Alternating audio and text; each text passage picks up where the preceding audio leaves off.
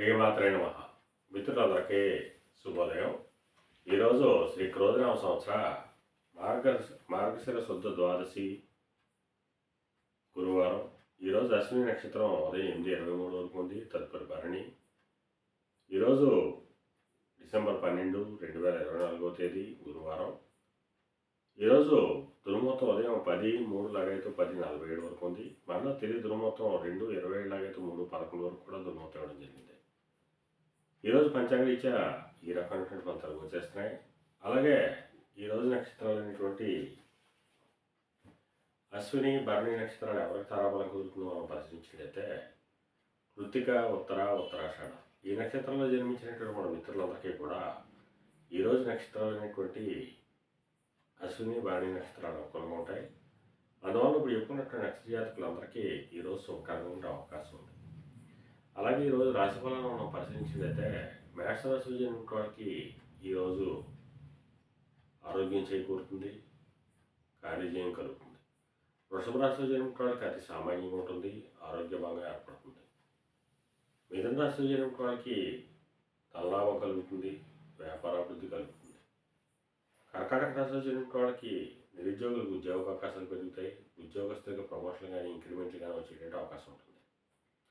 సింహరాశిలో జన్మించిన వాళ్ళకి పితృరాజధానికి సంబంధించిన శుభవార్తలు వింటారు. పితృవర్గీయులతో ఉన్నటువంటి విభేదాలు, విరోధాలు సమసిపోయేటువంటి అవకాశం ఉంటుంది. కన్యారాశిలో జన్మించిన వాళ్ళకి అతి సామాన్యంగా ఉంటుంది, ఆరోగ్యవంగా ఏర్పడుతుంది. తులారాశిలో జన్మించిన వాళ్ళకి కాలంతో వరకు ధనలాభం కలుగుతుంది, ఆరోగ్యం చేకూరుతుంది. వృశ్చిక రాశిలో జన్మించిన వాళ్ళకి అంతర్గత బహిర్గత శత్రువుల వల్ల అనేక ఇబ్బందులు ఎదుర్కొనే అవకాశం ఉంది. అందువల్ల శత్రువుల పట్ల అప్రమత్తంగా ఉండవలసిందిగా తెలియజేయగలరు.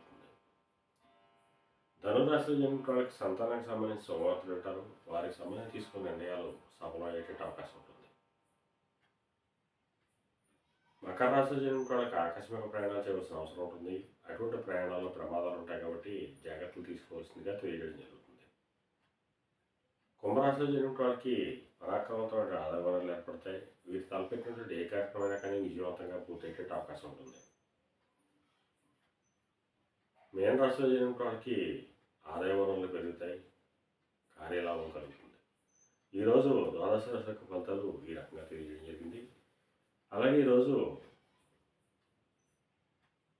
ఫైనాన్స్ రంగంలో ఉన్న వాళ్ళకి కానీ, బ్యాంకింగ్ రంగంలో ఉన్న వాళ్ళకి కానీ, మొదలైనటువంటి వస్తువులు క్రయ విక్రయాలు చేసిన వాళ్ళకి కానీ ఈరోజు మిక్కిలి శుభదాయకంగాను లాభదాయకంగా ఉండే అవకాశం ఉంది. అలాగే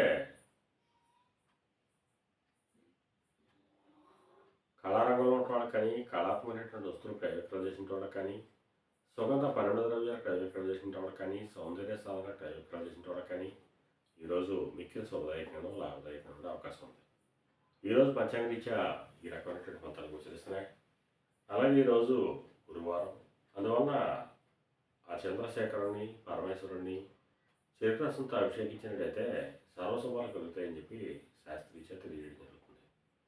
అలాగే ఈరోజు అదృష్ట సంఖ్యలుగా 1, 3, 9 తెలియజేయడం జరుగుతుంది. ఈ అదృష్ట సంఖ్యలుగా ఉంటే మా మిత్రులందరికీ కూడా ఈ రోజంతా శుభకరంగా ఉండే అవకాశం ఉంది. అలాగే ఈరోజు లేత పసుపు రంగు వస్త్రాలు కానీ లేదా ధవళ వస్త్రాలు కానీ ధరించినట్టయితే సర్వశుభాలు కలుగుతాయని చెప్పి శాస్త్రీయ తెలియజేయడం జరుగుతుంది. అలాగే మళ్ళా ఇప్పుడు శుభోదయం కార్యక్రమంలో మళ్ళా కలుసుకుందాం. అంతవరకు మన మిత్రులందరికీ మరొకసారి శుభోదయం. ఇట్లో మీ పెద్దబాబు సిద్ధాంతి గొడవల